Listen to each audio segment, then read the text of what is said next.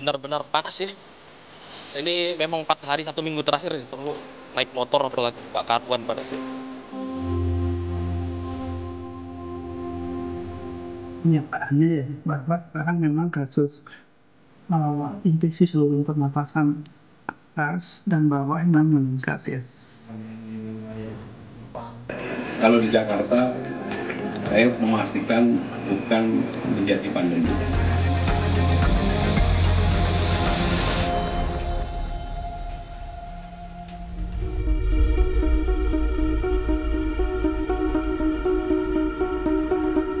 Cuaca ekstrim kembali melanda sejumlah wilayah di Indonesia. Panas menyengat mencapai lebih dari 35 derajat Celcius dengan cepat berganti dengan hujan deras disertai angin kencang. Perubahan cuaca yang drastis ini bukan hanya berdampak pada aktivitas warga, tapi juga kesehatan dan keselamatan di berbagai daerah. Cuaca semakin sulit ditebak. Siang terasa membakar, malam disambut hujan deras. Perubahan ekstrim membuat aktivitas harian sangat terganggu, terutama bagi warga yang bekerja di luar ruangan. Kerasa banget saya kemarin di Bekasi itu sampai udara di sana kerasa di atas 39 derajat lah. Saya lihat di weather di HP saya itu padahal cuma 36 derajat di sana. Tapi memang ini sudah sangat panas sekali. Kita jarang-jarang sampai 36 derajat di Indonesia gitu. Benar-benar panas ya. Ini memang 4 hari 1 minggu terakhir ya, terus naik motor apalagi nggak karuan panasnya. Aduh, panas banget belakangan ini. Kayak dari minggu kemarin sih. Terus jadi gampang sakit, terus segala macam deh ininya.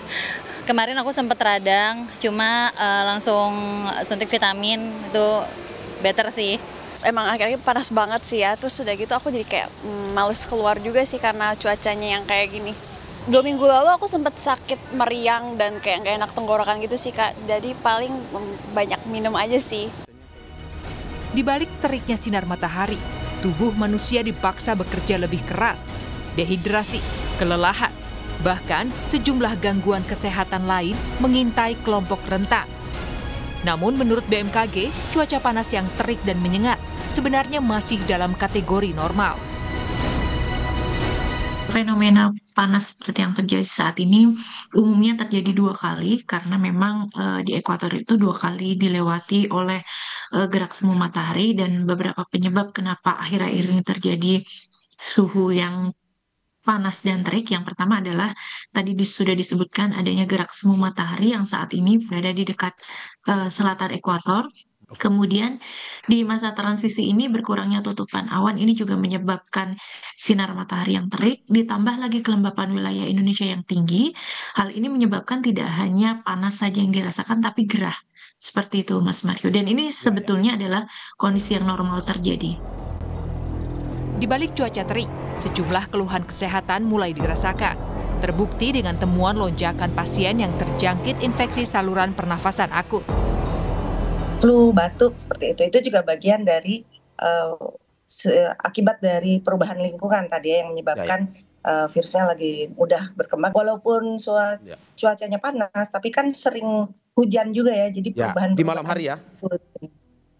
Ya, kalau kita rasa mungkin sebagai masyarakat awam ya, kita merasakan ada hujan seringnya malam hari, tapi siangnya panas terik, dan itu tentu tadi ya membuat penyakit-penyakit yang dipengaruhi oleh lingkungan menjadi lebih mudah untuk terjadi fluktuasi penyakit. Di wilayah DKI Jakarta saja, kasus infeksi saluran pernapasan akut atau ISPA meningkat. Sejak Juli hingga Oktober 2025 mencapai 1.966.308 kasus. Gubernur DKI Jakarta Pramono Anung bilang, tak hanya kasus ISPA, namun ia juga menerima sejumlah kasus dengan gejala mirip COVID-19. Namun Pramono memastikan kasus di Jakarta tidak masuk dalam klasifikasi pandemi. Kalau di Jakarta, saya memastikan bukan menjadi pandemi. Memang ada 1-2 dan sekarang ini COVID seperti flu. Dan beberapa memang akhirnya ada yang di puskesmas, ada yang di rumah sakit, dan mereka segera bisa disembuhkan. Jadi bukan seperti yang COVID ketika yang seperti yang lalu, sekarang ini sudah seperti flu dan memang beberapa terjadi. Selain Jakarta, keluhan warga di Badung, Bali juga merasakan sakit akibat kondisi cuaca panas ekstrim. Terbukti dengan temuan lonjakan pasien yang terjangkit infeksi saluran pernafasan akut. Rumah Sakit Daerah Mangusada mencatat sepanjang Januari hingga September 2025 terdapat 160 kasus ISPA yang dirawat inap dan per 22 Oktober jumlah tersebut meningkat menjadi 179. Pengaruh iklim ya yang begitu ekstrim ya, seperti kita lihat di media massa dan kenyataannya ya, bahwa sekarang memang kasus infeksi saluran pernapasan atas dan bawah memang meningkat ya. Dari data terakhir 10 penyakit terbanyak yaitu ada namanya pneumonia unspesifik, itu jumlahnya sekitar 109 ya. Kalau rawat inapnya kemarin 45 dari 160 kasus yang dirawat inap ya. Kemudian kalau dari rawat jalannya 179 total ya, dari penyakit yang terbanyak yang kita temukan kemarin ya. Tidak hanya masalah gangguan pernapasan, cuaca panas ekstrim berdampak pada imun anak-anak yang menurun sehingga mudah terserang penyakit. Sejumlah anak juga terkena penyakit campak yang ditandai dengan panas badan dan muncul bintik-bintik merah pada tubuh. Kondisi ini meningkat akibat virus yang disebabkan perubahan cuaca. Ketika siang, panas begitu terik. Di malam hari, cuaca mendadak berubah muram. Hujan deras datang tiba-tiba. Rabu 22 Oktober 2025, hujan deras tiba-tiba mengguyur wilayah Jakarta dan sekitarnya, membuat sejumlah ruas jalan terendam air dengan ketinggian 20 hingga 50 cm. Kendaraan bermotor yang nekat menerobos banjir mengalami mati mesin.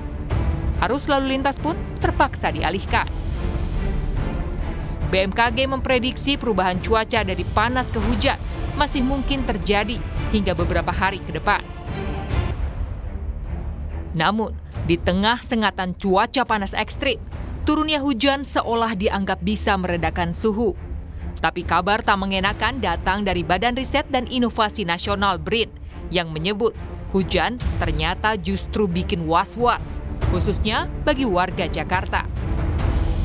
Karena ditemukan adanya partikel mikroplastik berukuran sangat kecil yang bersifat toksik di dalam air hujan.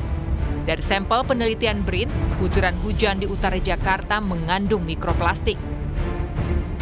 Bentuknya fiber atau yang memang bentuknya itu benang atau dan yang kedua adalah bentuknya fragmen atau bentuknya seperti pecahan gitu.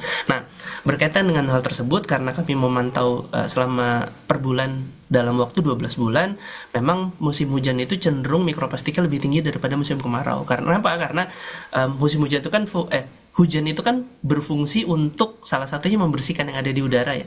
Jadi partikulat yang ada di atmosfer itu termasuk debu, gas, termasuk dalam hal ini mikroplastik, dia akan turun lagi ke bawah.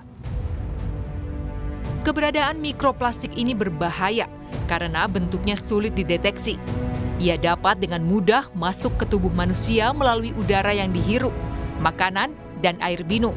Partikel super kecil ini kemudian bisa menyusup ke dalam berbagai organ penting seperti hati, ginjal, paru-paru, dan masuk ke dalam aliran darah. Hal ini bisa memicu gangguan kesehatan seperti peradangan kronis. Bahkan efek radikal bebas bisa memiliki efek jangka panjang seperti degeneratif dan bisa berujung pada kerusakan jaringan. Mikroplastik, ancaman tak kasat mata, disebut para peneliti karena ulah manusia yang mengonsumsi plastik tanpa kendali. Setiap kantong plastik yang dibuang sembarangan, setiap limbah yang tak diurus dengan benar, jadi jejak kelalaian yang dibiarkan menumpuk bertahun-tahun. Kini dampaknya tak hanya pada kesehatan, namun ekosistem air dan tanah terancam. Tim Liputan, Kompas TV.